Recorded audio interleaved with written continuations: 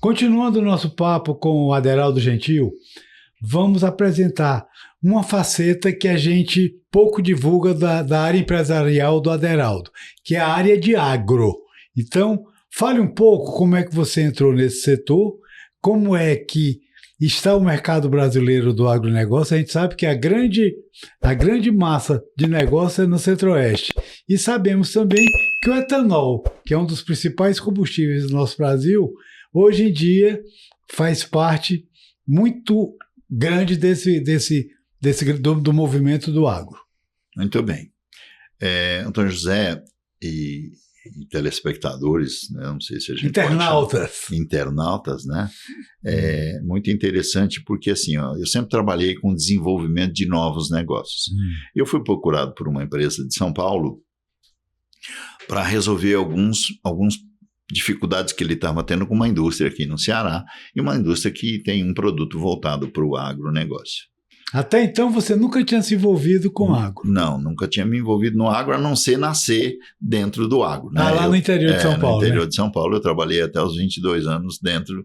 Que é outra faceta da sua vida. O meu pai era agricultor e eu trabalhei, e depois que eu consegui sair e estudar, e a gente partiu para o que a gente faz hoje.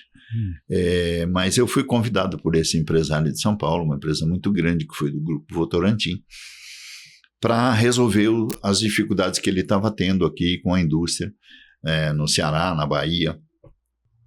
E em seguida eu fui convidado para desenvolver um produto para o agro junto com a Embrapa, junto com a Embrapa Solos, e a gente desenvolveu o óxido de magnésio, que é um produto essencial para a produtividade no solo. O magnésio é a clorofila da planta, né?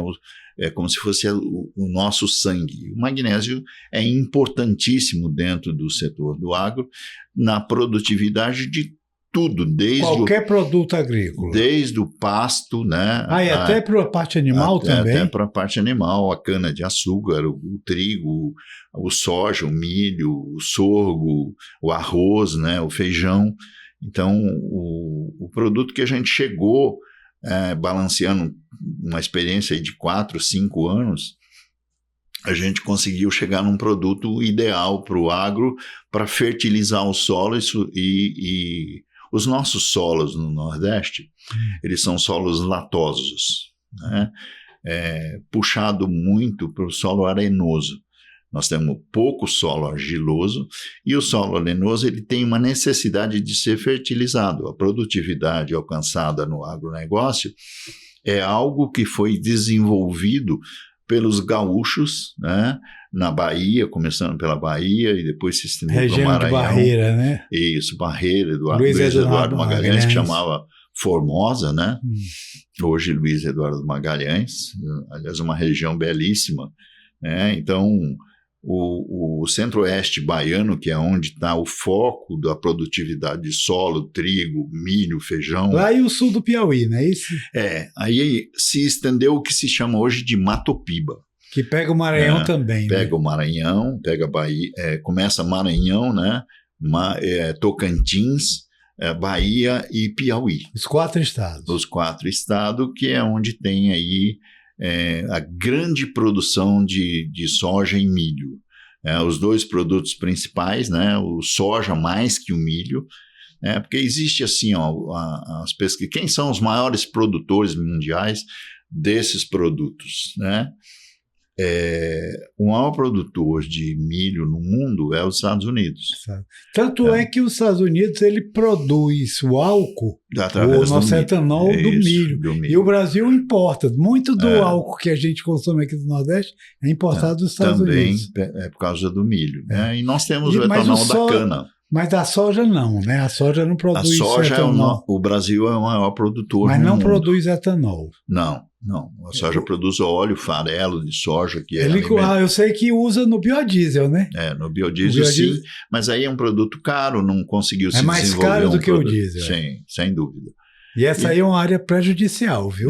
A gente está tendo problema no país, na área de diesel, porque tem, por lei, que misturar com 14% de biodiesel, que é mais caro do que o diesel. Por isso é que, se você observa, houve uma inversão no preço do diesel. Preço do diesel. O diesel hoje é mais caro do que a gasolina. Exatamente. Que é um absurdo, porque o diesel... Infelizmente, o Brasil não tem ferrovia. Uma costa, tem uma costa enorme, não tem o transbordo de pequenos navios, né? É uma coisa que ficou esquecida no governo militar. Isso foi muito usado. E depois desenvolveu as rodovias e esqueceu de um item importantíssimo, que são as ferrovias. Você vende qualquer mercadoria que vem do sul aqui para o Nordeste, podendo utilizar essa costa maravilhosa para transportar em navio, vem tudo por terra, caminhão. E o volume e o frete por navio na costa é muito mais barato. Por ferrovia é imensamente mais barato, né? Bom. Então, hoje tem um projeto lindíssimo de ferrovia, infelizmente, dado a não seriedade dos governos do governo que está aí, não desenvolve a ferrovia, não cresce, porque os custos vão lá para cima. Não é só ferrovia, não desenvolve nada. Né? Lamentavelmente, mas assim, é um capítulo à parte isso, não dá para a gente ficar falando, porque a gente não quer ferir a suscetibilidade de ninguém, mas é fato. É um fato, e a gente precisa entender. Quando você vai para os Estados Unidos é cruzado por ferrovias de norte a sul, de leste a oeste. A Europa também. A Europa, né? Então, o Brasil precisa disso, é um país de dimensão continental. Nós somos o maior produtor de soja, que nem eu já te disse, mas a gente tem feijão, a gente tem o milho, nós somos o terceiro maior produtor de milho do mundo. Mas a tua experiência no agro, como é que estão essas empresas que você conhece? Então, aí, economicamente, né? A gente desenvolveu esse produto e, por conta disso, eu visitei empresas do agro no Brasil inteiro, né? Eu tinha um recurso para usar, para desenvolver, desse seu parceiro de São Paulo. É isso. E aí o nosso contrato terminou em 2017, no final de 2017, mas eu fiquei com muito relacionamento com esse mercado. Quando nós fizemos os testes em todas as associações de produtores e tudo, e nos grandes players do agro. Então esse produto melhora toda a produção. Toda a produtividade, assim, uma excelência. O magnésio, assim, se a gente imaginar a gente como ser humano, a gente tem que estar com uma imunidade alta. Como é que a gente aumenta a nossa imunidade? Usando produtos que nos fortalecem, né? Fortalece principalmente o nosso sangue. É zinco, né? Exatamente isso. No solo é a mesma coisa. Só que lá no solo é magnésio. Não, magnésio, zinco, bóron. É o mesmo nosso. Tem o mesmo grupo né? E aí a gente acabou fazendo relacionamentos, né? E hoje a gente tem aí a alegria de ter clientes maravilhosos dentro do agro, os grandes players. O agro sustentou o Brasil em toda a crise econômica, desde quando começou o desenvolvimento com a Embrapa, que o governo militar fez a Embrapa, e aí a grande mudança, Aderaldo, que eu vejo no país foi a Embrapa.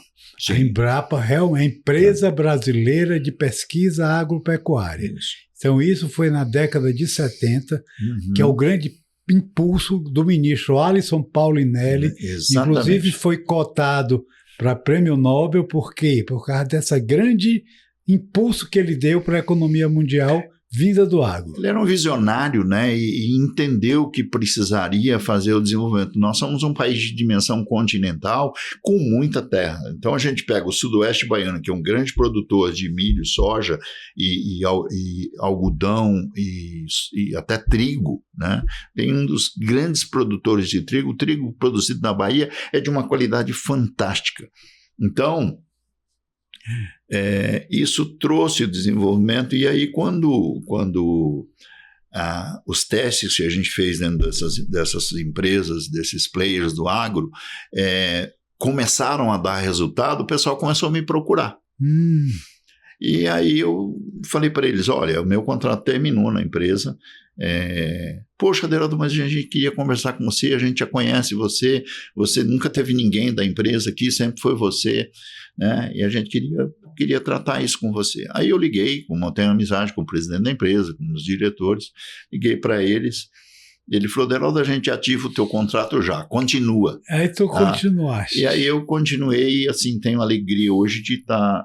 Na mesma empresa, então. Na mesma empresa, na companhia desde 2012, e a gente tem um bom relacionamento com todo mundo, graças a Deus. O teu mercado, então, é Nordeste e Centro-Oeste. Nordeste? Isso, Nordeste e Centro-Oeste. É o Mato Piba, na verdade, que também pega a Bahia. Mas o norte do Brasil não tem, né, muito norte. Tem um desenvolvimento hoje no Pará. Já tem? Já tem grandes plantações de soja no Pará, grandes plantações de laranja. Bacana.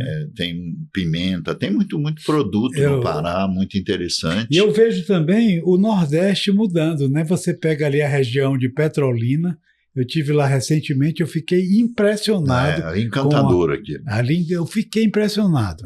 E aqui no Ceará a gente já vê essa região da Chapada do Apodi, né? Aqui junto do Rio Grande do Norte, produção de frutas. Frutas e tem alguns. Eu tenho um cliente que é do Maranhão, que é gaúcho, que tem uma produtividade de milho aqui hoje, um pouco de soja, mas infelizmente a gente não tem água suficiente, né? E a água para buscar no subsolo aí a 900 metros de profundidade fica muito cara, e naquela região tem um problema de alcalinidade. Então, aqui no Apodi. No Apodi, né? Então você fura um poço com 900 metros de profundidade, a água sai alcalina, consequentemente prejudica a produção. No popular, salobra. Exatamente. Água salobra. Então precisa fazer o tratamento dessa água e aí inviabiliza economicamente. O Ceará produz aí 2% do que o agro faz no Brasil, né? As frutas, o Judação vai. A região de flores e tomate lá na Serra do Ibiapaba. Hoje é pouca, mas assim, é muito interessante, né? Porque tem uma exportação disso. O próprio Estados Unidos, eles começaram do agro. E são muito fortes no agro. É o maior produtor mundial de milho. A gente precisa entender. E a história mostra que desde que os irlandeses, os ingleses chegaram, que formaram as 13 primeiras colônias, eles viviam do agro, de onde veio o Dia de Ação de Graças, que é o Thanksgiving Day, é exatamente quando surgia, quando fechava a safra, eles comemoravam. Então a primeira safra foi comemorada com o Dia de Ação de Graças, que é uma data importantíssima nos Estados Unidos, que é mais importante do que o Natal. E o que safra indica? A agricultura. É interessante, tem um filme que eu recomendo todo mundo ver, eu não consigo lembrar, mas que é a comemoração na colheita do trigo nos Estados Unidos. É um filme muito lindo. O Dia de Ação de Graças é baseado na agricultura. Hoje é para tudo, no mundo inteiro. E aqui no Brasil também a gente comemora, mas a base é da área agrícola dos Estados Unidos. A base do filme é a colheita, salvo engano, os campos estão brancos, estão prontos para a colheita. E é muito lindo o filme de ver, e aquilo é emocionante para quem vive, para quem não conhece o agro, né? Então, e aí você tem aí, se você quiser, por exemplo, a mandioca, que é um produto que está aqui, a macaxeira, né? É um produto fantástico, tá? E a gente não produz. Tanta terra, tanto lugar legal para produzir, mas não existe uma cultura, não existe a própria energia que vem do agro é bem mais limpa do que qualquer uma outra. O etanol, a gente fica aí atrás de carro elétrico, mas na realidade o carro a etanol é mais puro do que até o elétrico. Porque eu tive a oportunidade de saber que esses carros elétricos, eles produzem gases que são prejudiciais também ao meio ambiente. Ninguém comenta isso. O etanol não é limpo.